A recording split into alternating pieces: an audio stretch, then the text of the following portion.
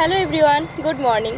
তো আমরা আজকে এসেছি দীপভাইকাল যেখানে দণ্ডিকাটা শেষ করেছিল, মানে আমাদের কেশপুর কলেজ পেরিয়ে যে টোলগেট আছে, এই যে পেছনে লোকেশন দেখতে পাচ্ছ এখানে। তো সে আবার দুপুর 3টে থেকে 3:30-র মধ্যে দণ্ডিকাটা শুরু করবে।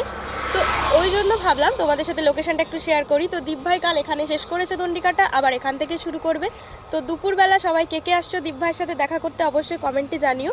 আমি তো থাকছি সঙ্গে, আরও আমার সাথে এসেছে এই দিদি আর এই বোন, আরও একজন আছে মেদিনীপুর বক্স কম্পিটিশনের ওনার। তো বড় ক্রিয়েটার বলে কথা, দেখা হয়ে গেল। তো দাদা তুমি কিছু বলো। তো ভাইকে দেখার জন্য তো প্লিজ এসো না, বিকেলবেলায় আসো, কারণ দীপ ভাইয়ের শরীর খারাপ, আর তাছাড়া ওর মা বাবা এসেছে, যার জন্য কিন্তু সকালবেলায় আজকে আসতে পারিনি। তো বিকেল থেকে এখানে 3:30 থেকে এখান থেকে দণ্ডি পেটে আবার যাবে ভাই। তো বিকেলে আসো সবাই।